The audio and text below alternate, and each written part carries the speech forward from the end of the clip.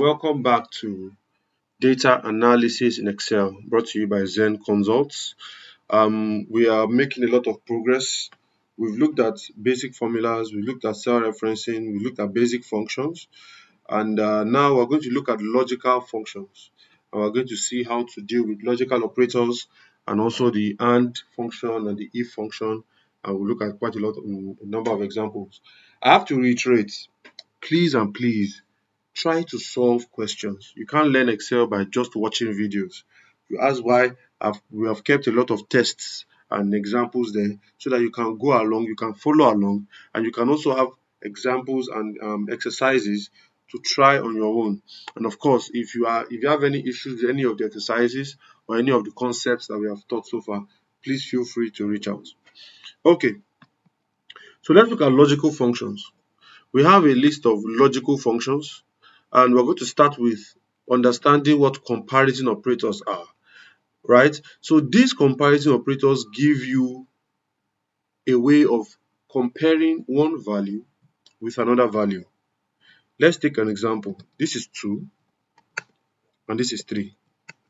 I know that these two are not equal, so I can ask Excel to help me check if these two are not equal, right? And that is a comparison operator. Now, how do I check if these two are not equal? Well, I'm going to start my formula equals. Watch this. I'm going to select these two, and I'm going to type another equals and select this. Now, you might be wondering, why do I have two equal to sign? Well, this first equal to sign tells Excel that you are writing a formula. This second equal to sign is a comparison of operator. So in other words, you are basically asking Excel a question. You are saying, Excel, this cell and this cell, do they contain the same thing? If I press enter, it actually says false because 2 and 3, they are not the same. However, if I change this from 2 and I type 3 here and I press enter, this becomes true. So one of the features of all comparison operators is that they will give you a true or a false value. Every logical test will always give you a true or a false value, right? If I wanted to check if this was greater than this, I can say equals this value and greater than this value. If I press enter, this is false because this is not greater than this. If I change this to 7, this becomes true because 7 is greater than 3. So that's just a primer on comparison operators. Now let's look at some examples of why we need it. Well, I mean, one of the most versatile functions in Excel is the if function, and we'll look at that very shortly. But for you to use the if function, you need to understand how Excel treats its Boolean values of true and false, and how Excel deals with comparison operators. So let's take an example. You have X values here, you have Y values here, and you have some comparison that you want to do. The first comparison is you want to take this value and check if it's greater than this value. Okay, so I can say equals the X value. Are you greater than this value? Once I press enter, Excel gives me a false because 3 is not greater than 3. 3 is actually equal to 3. Now, if I modify this to check if it is greater than or equal to, I have to put in an equal to sign after the greater than. So if I do this now, if I come back to this formula, I say equals these 3, are you greater than or equal to? That's how you write greater than or equal to.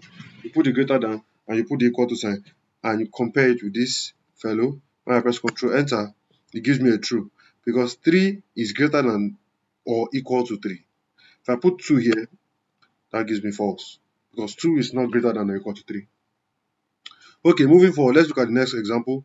We have this value. You want to check if it is less than 3 times this value. So watch this. Equals 5. Are you less than 3 times 2? So it's very important to know that what Excel will do is Excel will first calculate this and then it will do the operation. So 3 times 2 is 6. Is 5 less than 6? Yes. So this should give me a true. So let me press enter and I can see a true. And we can, of course, remember, we can go to formulas and click on evaluate formula, and you evaluate this as 5, it will evaluate B15 as 2, then it will calculate 3 times 2, which is 6, then it will compare 5 to 6, which gives you true. Okay? Let's look at the next example. This and this, are they equal? I can just say equals this value equal to this value. Is 5 equal to 3? No.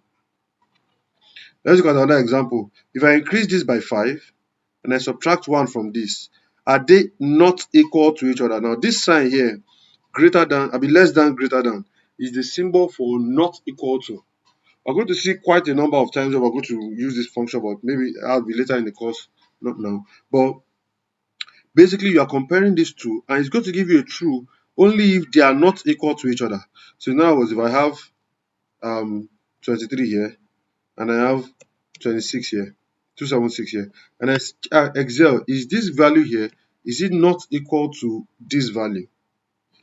Now, I should get a true here because these two are not equal, and that's a true.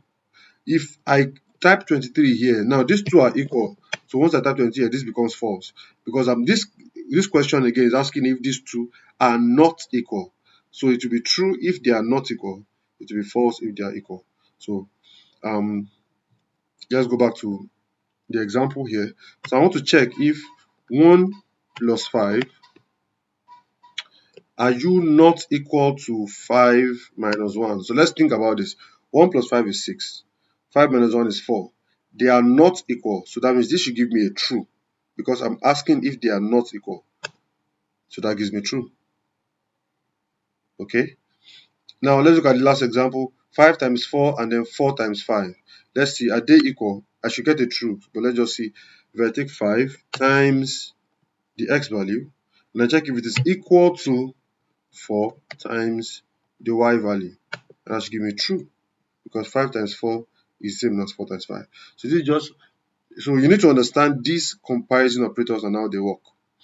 Now let's move on to 3 functions that are very, very useful, 2 being more useful than the other, and 1 being a very paramount one, which is the AND function.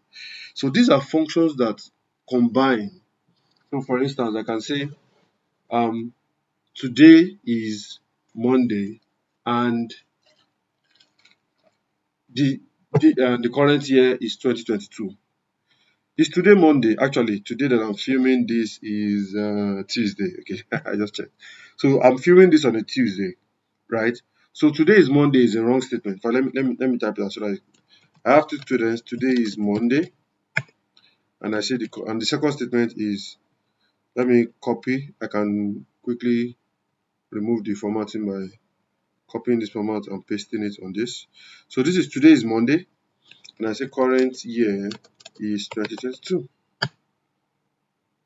So today is actually Tuesday, so this is a false statement. This is false.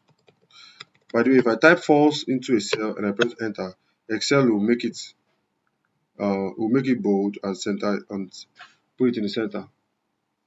Now, current year is 2022. This is true. I'm filming this in 2022. So I have 2 statements. One is false and one is true. If someone makes a statement and says today is Monday and the current year is 2022, those 2 statements cannot go together. They can't be true because for you to use an AND function, both arguments must be true. So if the value here is today is Tuesday and current year is 2022, now this today is Tuesday is a true statement because I'm actually filming this on a Tuesday, and the current year is actually 22 because I'm filming this in 2022. So because this is true and this is true, the AND function is going to give me a true. Any other combination apart from true and true, and of course you could have more logical statements, right? But as long as there's one false there, you're going to get a false, right? That's for the AND function. The OR function is different. If I say today is Monday or the year is 2022, meaning I'm saying one of them has to be correct. If at least one of them is correct, that'll give me a true. So for the OR statement, only one has to be true for it to give you a true. Every other, the only way an OR will give you a false is if they are both false. So let's look at it in Excel. I have X. This is a statement. Maybe it's a statement like something is greater than something or something is equal to something, and I've got a true, right? I have another statement here that give me another true, and I want to check if this and this are true. So I can select this beforehand equals, and you can see the description of the AND function. It says it checks whether all arguments are true and returns true if all the arguments are true. So for instance, if I press tab now, the first logical is this value here.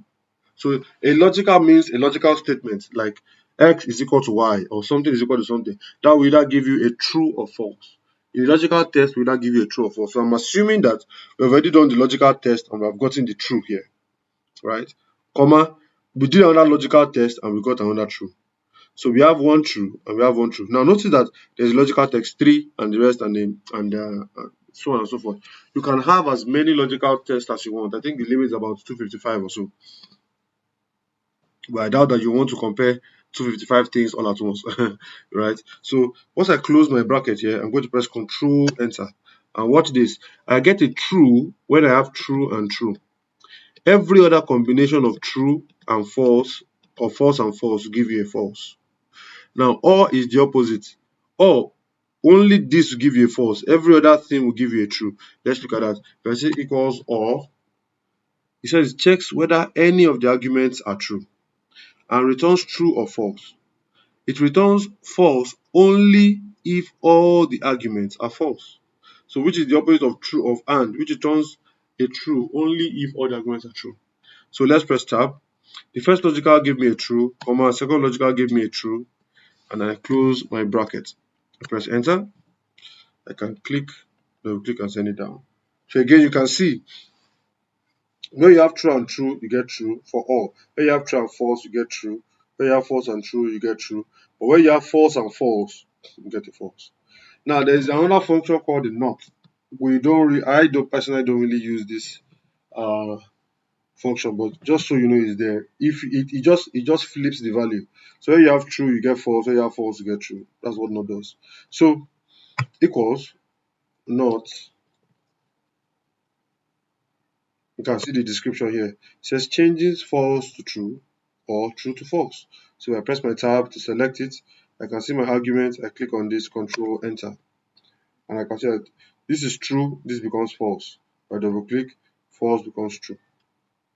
So I've explained comparison operators, or I've explained comparison functions. Please watch this video again and ensure that you understand this concept. The next class we're going to dive into the if function, which uses these two concepts heavily. All right, I'll see you in the next class.